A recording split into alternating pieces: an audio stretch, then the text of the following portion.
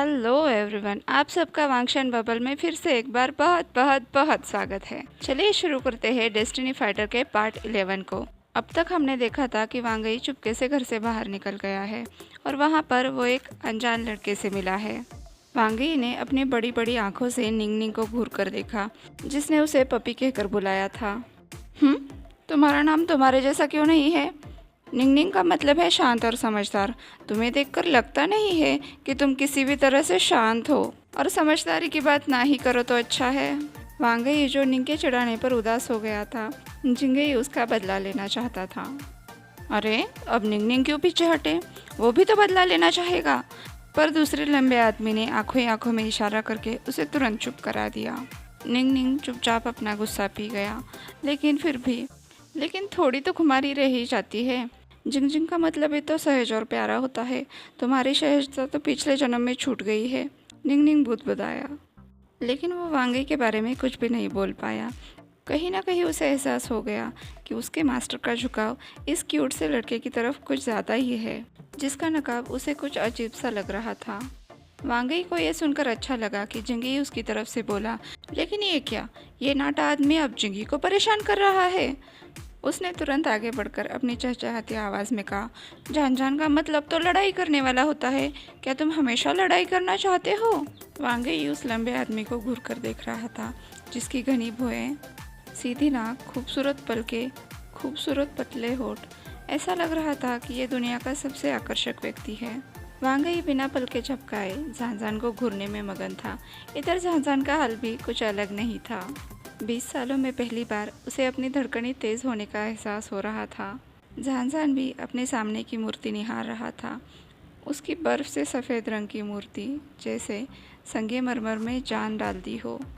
उसकी काली आंखें, जिसकी गहराइयों में अगर एक बार कोई डूब जाए तो कभी बाहर निकल न पाए। जान और वांगई अपनी ही दुनिया में खोए हुए थे। मिंग ने आगे बढ़कर अपने मास्टर की तरफ से बोलना चाहा। हाँ बिल्कुल, इन्हें तो मार्शल आर्ट और युद्ध कला में महारत हासिल है, क्योंकि इनकी परवरिश तभी निंग ने पाया कि उसके मुंह में किसी ने बन ठूस दिया है। जब उसने अपने मास्टर की तरफ देखा, तब उसे पता चला कि ये काम उसके मास्टर का ही है, और उनकी नज़रों से साफ पता चल रहा है कि वो नहीं चाहते कि निंग उनकी बढ़ाई करे। ये दृश्य भी काफ़ी मज़ेदार था। वांगई को फिर से एक बार बहुत अच्छा लगा। वो फिर से एक बार तालियां बजाते हुए, उछलते हुए बोलने लगा, अब तुम जोकर की तरह लग रहे हो। बाकी तीनों भी वांगई के साथ शामिल हुए और सभी ज़ोर ज़ोर से हंसने लगे। तभी जान के तेज कानों ने पीछे हलचल सुनी। पीछे फैले हुए मुस्टंडे अब एक एक करके उठने लगे थे। जान तुरंत पीछे मुड़ा। उसने उस गोल मटोल आदमी को अपना परोब हटाकर अपनी कमर पर बंधी हुई राजमुद्रा दिखाई, जिस पर वी अक्षर उकेरा हुआ था, जिसका मतलब साफ था, यह आदमी राज परिवार से है। वो गोल मटोल आदमी जो आगे बढ़ रहा था तुरंत अपने घुटनों पर आ गया। उसने अपना सर झुकाते हुए कहा, मेरी आंखें आपको समझ नहीं पाई, कृपया मुझे माफ़ कर दीजिए। उसके आगे बोलने से पहले ही जान ने उसे इशारा करके चुप करा दिया और वहाँ से निकल जाने के लिए कहा। वांगई और चिंगी जो लड़ाई करने के लिए तैयार थे, जब उन्होंने देखा कि वो सभी आदमी जान के आगे घुटनों पर है, तो वो सोच रहे थे कि ये कौन सा मार्शल आर्ट है जिसमें सामने वाले को सीधे सीधे घुटनों पर लाया जा सकता है। अभी के अभी निकल जाओ, और हाँ याद रखना, अगर दोबारा कोई ऐसी हरकत मेरी नज़र में आई तो इसका अंजाम बहुत बुरा होगा। जान की साफ और गहरी आवाज़ उसके ताकत का एहसास दिला रही थी। वांगई उसे देखकर सोच रहा था कि ये हो कौन सकता है। उसने आगे बढ़कर जान से पूछा, ये कौन सा मार्शल आर्ट है जिसमें तुमने इन्हें अपने घुटनों पर बिठा दिया, जैसे कि ये सब तुम्हारे पपी हो?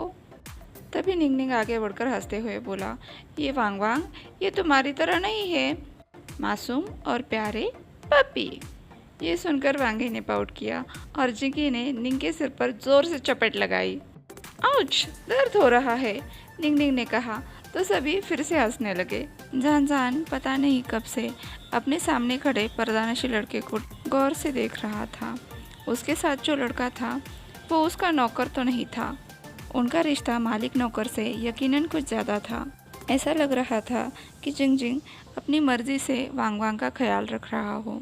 इनका रिश्ता अलग था, लेकिन जान अभी के लिए किसी भी निष्कर्ष पर नहीं पहुंचना चाहता था, पर उसे इस बात का यकीन था कि सामने खड़ा लड़का जो भी दिखा रहा है यकीनन वो नहीं है। जहांजान ने मुस्कुराकर कहा, मैं राजमहल में काम करता हूँ, इसलिए हमेशा अपने साथ राजमुद्रा रखता हूँ। जब मैंने उन्हें राजमुद्रा दिखाई तो वो अपने आप घुटनों पर आ गए और मेरे लिए वांग वांग बन गए। जिंदगी में पहली बार जहांजान मजाक कर रहा था। ये देखकर निंग तो लगभग बेहोश होने की कगार पर था। क्या उसके यंग मास्टर एक बच्चे के सामने बच्चा बनने की कोशिश कर रहे हैं? जैसे ही वांगी ने राजमहल का नाम सुना, जिज्ञासा के चलते वो तुरंत बोल पड़ा, क्या राजमहल बुरी जगह है? क्या उसमें नहीं होना चाहिए? ये बात सुनकर झांझान की भौहें सिकुड़ उड़ी। उसने जानबूझकर अपना हाथ हिलाया, जिससे उसके कमर पर बंधा हुआ पेंडेंट दिखाई देने लगा।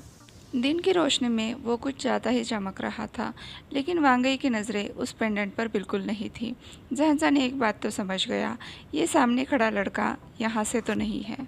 यहाँ का आम आदमी भी उस राजमुद्रा को बहुत अच्छी तरह से जानता है। अगर ये लड़का यहाँ से होता तो यकीनन वो राजमुद्रा को जानता होता। एक तरह से जहांजान ने राहत की सांस ली और सबसे पहले वांग वांग के सवालों के जवाब देने का सोचा। ये तुम पर निर्भर करता है कि तुम उसे किस तरह से देखते हो। ये खतरनाक भी हो सकता है। वैसे तुम ये क्यों पूछ रहे हो? जहांजान ने पूछा। वांगी को ऐसा लगा जैसे उसे रंगे हाथों पकड़ लिया हो।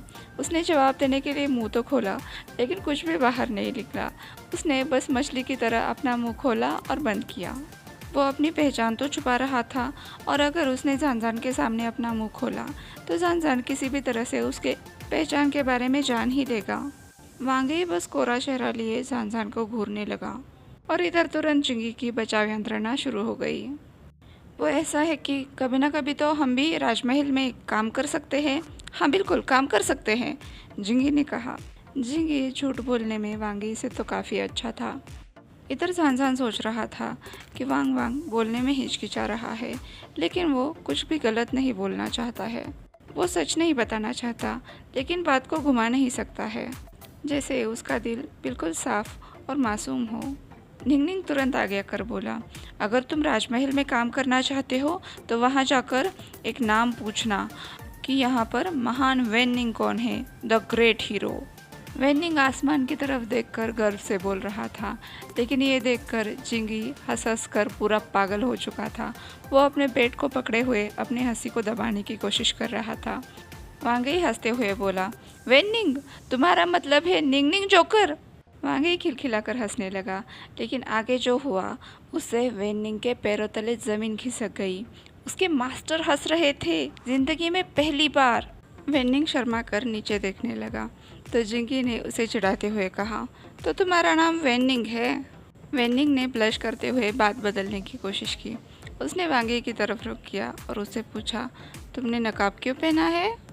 वांगी तो पहले से ही नकाब पहनने के पक्ष में नहीं था, और जब उसे बार बार इस बारे में पूछा जाता था तो इस बात से वो और भी गुस्सा हो गया। उसने कहा, मैं नहीं नकाब पहनना चाहता, लेकिन मामा ज़बरदस्ती पहना देती है।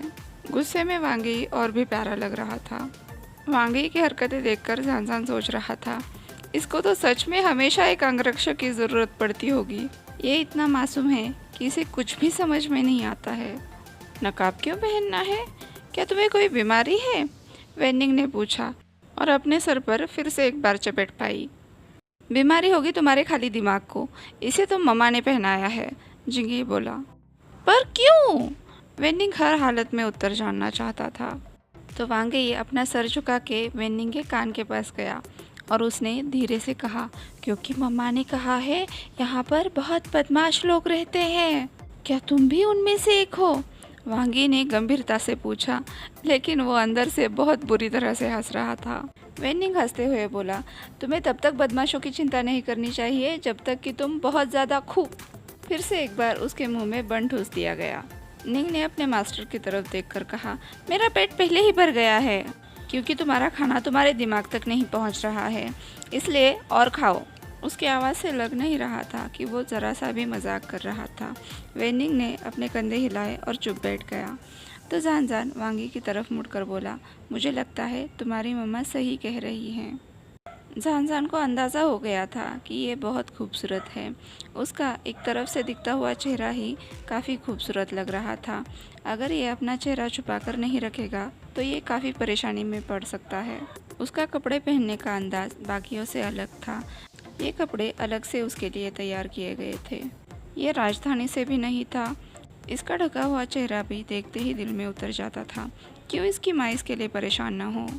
जान आखिरकार इस निष्कर्ष पर पहुंचा, ये ज़रूर एक लड़की है जिसने यात्रा के लिए लड़कों के कपड़े पहने हुए हैं। हाँ, उसने अपनी यात्रा के दौरान काफ़ी सारे गेर देखे थे, लेकिन कोई भी गेर इतना मासूम और सच्चा नहीं देखा था।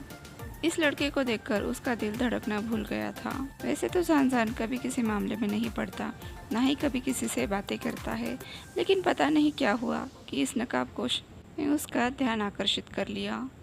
ऐसा लग रहा था बरसों की कड़ी मेहनत और अभ्यास के बाद जो उसका दिल जमा हुआ था, वांगी के दर्शन भर से ही वो पिघलने लगा था। वो सभी अपनी बातों में इतना व्यस्त हो गए थे कि आसपास क्या चल रहा है उसकी उन्हें बिल्कुल भी खबर नहीं थी। उनके लड़ाई में काफ़ी सारी कुर्सियाँ और टेबल टूट चुके थे। तभी वहाँ पर धीरे धीरे एक नौकर चलकर आया। उसके पीछे एक मोटा आदमी डरते डरते चलकर आ रहा था। वो नौकर हकलाते हुए बोला, महान योद्धा, सर्वशक्तिशाली योद्धा, इन कुर्सियों और टेबल का बिल कौन देगा? तभी उसके पीछे से आवाज़ आई, हाँ कौन देगा? नौकर के पीछे खड़ा आदमी अपना चेहरा छुपाए ज़ोर ज़ोर से कांप रहा था, लेकिन फिर भी उसके लिए उसकी जान से भी ज़्यादा उसके पैसे प्यारे थे। जब जिंगी और वांगी ने ये बात सुनी तो उन्हें ज़ोर का झटका लगा, क्योंकि उन्होंने कोई सिक्के तो लाए नहीं थे। वांगी बहुत ज़्यादा घबरा गया था, क्योंकि वो लान महल से चुपचाप बाहर निकल कर आया था। अगर ये आदमी उसके घर जाकर शिकायत करता है तो उसकी बहुत बुरी तरह से धुलाई होगी। तभी उसके दिमाग की बत्ती चली। वेनिंग इस आदमी को मास्टर कहता है, इसका मतलब इसके पास ज़रूर सिक्के होंगे। वांगी धीरे धीरे उस लंबे वाले आदमी के पास गया, उसकी तरफ चेहरा किया और फिर एक बार पलकें झपकाई, दोबारा, तीसरी बार। उन खूबसूरत फिनिक्स जैसी आँखों में वो लंबा आदमी पूरी तरह से डूब गया। उसका दिल भी ज़ोर ज़ोर से धड़कने लगा। उसे ऐसा लगा कि 3 बार पलकें झपकाने से किसी ने उस पर जादू कर दिया है। जान को ऐसा लग रहा था उसके शरीर से उसकी आत्मा निकलकर सामने वाले के पास चली गई है। वांगी ने अपनी प्यारी सी आवाज़ में कहा, हमारे पास पूरे पैसे नहीं हैं, क्या आप हमें दे सकते हो? मैं वादा करता हूँ मैं आपको ज़रूर लौटाऊंगा। वांगी ये बात पूरे दिल से कह रहा था। उसका ये रूप कभी कभार ही बाहर निकल कर आता है, जैसे कि जब वो सीधे साधे नियम तोड़ देता है और उसकी माँ उसे डांटने वाली होती है। जान पर तो पहले ही जादू हो चुका था। उसने तुरंत अपना मुंह खोलकर कहा, मैं पैसे दे दूंगा। जान की नज़रें अभी भी वांगी से हटने का नाम नहीं ले रही थी, जब तक कि नौकर ने अपना सुर नहीं लगाया। मेरे मालिक, मेरे भगवान, मेरे खुदा, मेरी सभी पीढ़ियाँ आपकी हमेशा कर्जदार रहेंगी। वो बार बार झुककर प्रणाम कर रहा था। जान ने निंग की तरफ इशारा करके कहा, इन्हें सिक्के दे दो। वेनिंग ने भी तुरंत अपना बटुआ खोलकर बिना गिने कुछ सिक्के उस नौकर के हाथ में रख दिए, जो उसकी उम्मीद से ज़्यादा थे। नौकर दोबारा से प्रणाम करता हुआ वहाँ से चला गया। निंग ने वांगी की तरफ मुड़कर कहा, पता नहीं कब हमारे पैसे हमें वापस मिलेंगे। वांगी ने तुरंत उसकी तरफ देखते हुए कहा, कल हम दोबारा इस उपहार गृह के सामने मिलेंगे तो मैं तुम्हें पैसे लौटा दूंगा। जान बिना पलके झपकाए वांगी की तरफ देख रहा था। उसने पूछा, कितने बजे? इतने से सिक्कों को तो वो फूंक मार के उड़ा दे, लेकिन उसे फिर से एक बार इस लड़की से मिलना था। वांगी ने अब जान की तरफ देखकर कहा, कल सुबह 9 बजे। वो सोच रहा था, भाई 8 बजे काम पर जाते हैं, उसके बाद तो मैं घर से बाहर निकल ही सकता हूँ। तभी जान बोला, तुमने कोई वादा नहीं किया और कोई शपथ भी नहीं ली। वांगी को पहले तो समझ में नहीं आया, लेकिन फिर वो झल्ला कर बोला, मैं कभी झूठ नहीं बोलता, मैं कल तुम्हें पक्का पैसे दे दूँगा। जान वांगी के गुस्से को समझ गया। उसने मुस्कुरा कर कहा, क्यों ना मैं तुम्हें शहर घुमा दूँ? मुझे लगता है तुम यहाँ पर नए हो और तुम यहाँ के बारे में कुछ नहीं जानते हो। जान इस लड़की के साथ और समय बिताना चाहता था, लेकिन वो ऐसे ही उससे नहीं पूछ सकता था। वांगी ने फिर से एक बार पलके झपकाते हुए पूछा, क्या तुम मुझे यहाँ की मज़ेदार जगह दिखाने वाले हो? तो जान ने कहा, हाँ। वांगी तुरंत उछलते कूदते हुए बोला, यो हो, कल का दिन और भी मज़ा आने वाला है। आज के लिए बस इतना ही। आपसे कल मिलती हूँ, तब तक के लिए अपना ख्याल रखिए। वीडियो पसंद आया हो तो लाइक, शेयर और कमेंट कीजिए। चैनल को सब्सक्राइब नहीं किया है तो सब्सक्राइब भी कर लीजिए और वांगशी एंड बबल में खुश रहिए। Thank you.